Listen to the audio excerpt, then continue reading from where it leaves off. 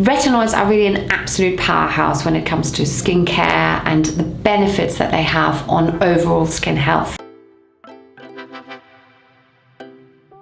Hi, I'm Dr. Malvina Cunningham and I'm a consultant dermatologist here at Skin & Me. The first ingredient that I'd like to talk about are, of course, the retinoids, and these are by far dermatologists' favorite all-rounder. They improve skin texture, they're good at reducing fine lines and wrinkles, they're improving pores, they can help pigmentation. Tretinoin is your most powerful retinoid, and that is available on prescription. It's a common myth that tretinoin thins the skin, which is not correct. So our skin is made up of a few layers, and the two relevant to tretinoin are the top layer, which is called the epidermis, and then there's a layer below, which is called the dermis. So think of the epidermis as a bit of a brick wall that constantly renews itself and sheds its outmost layer, which is called the stratum corneum.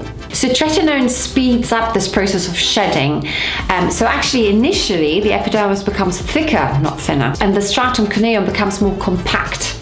And that gives you that feeling of smoothness. This increased shedding then also helps the skin to unblock those pores, and that's why it's such a good treatment for acne as well.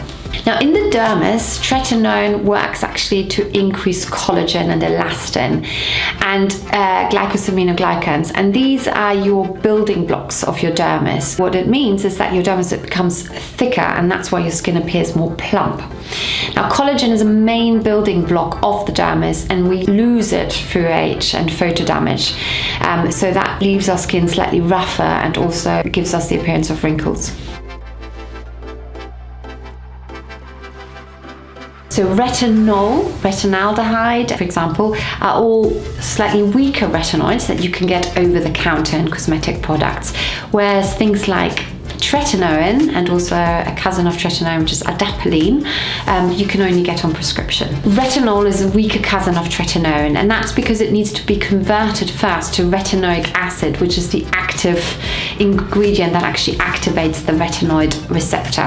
This conversion of retinol to retinoic acid is what slows down the process and sort of slows down the effect of the retinol. Step 1. Remove your SPF or your makeup with a gentle cleanse. Step 2, perform a further deeper cleanse of your skin using something gentle so that your skin doesn't feel dry or tight afterwards. Step 3, pat dry your skin so that your skin is completely dry to avoid any irritation before you apply the retinoid. Step 4, apply the tretinoin all over your face. Initially use a pea-sized amount. Spread it thinly and avoid the immediate eye area. Step 5, apply your favorite moisturizer 10 minutes after you applied the retinoid. Common side effects for tretinoin use are dry skin. Your skin can be a little bit red, it can be irritated, and you can experience some mild peeling. Now these effects usually last only for a few weeks with the treatment, and as your skin adjusts through the treatment and to the tretinoin, they improve over time. But you can do a lot with your skincare to minimize and avoid some of these side effects. There's also a chance of purging, and this is where the skin cell turnover, so that shedding of the epidermis, increases, and that can lead to breakouts. And they again take a few weeks to clear up again. Tretinoin can make your skin also a little bit more sensitive to sunlight. We always advise it's absolutely essential to use sunscreen if you are treating your skin with tretinoin, and you should be using an SPF of at least 30, which is broad spectrum, so it covers UVA and UVB, and you should be applying it every day.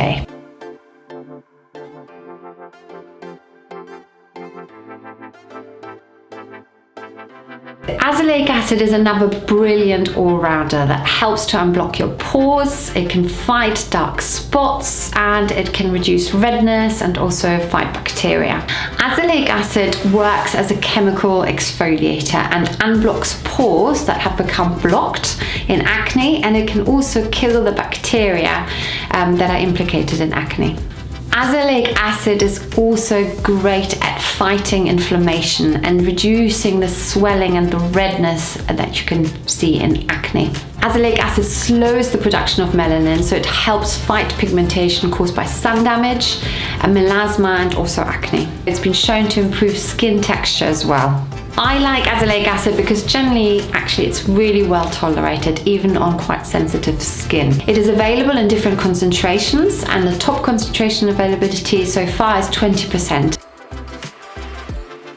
When you first apply azelaic acid, it can sting a little bit. So again, start using it gradually, maybe 2 to 3 times a week, and start with a lower percentage first and then increase the percentage as you can tolerate it on your skin. Use it at night when you're first starting off, and again, use it on a cleansed face that is patched dry, and then follow it by applying a moisturizer, your favorite moisturizer, 10 minutes later. Finally, another favorite of mine is niacinamide. So niacinamide is another great ingredient that improves the visible appearance of fine lines and wrinkles. Niacinamide can also help hyperpigmentation, so increased pigmentation on the skin.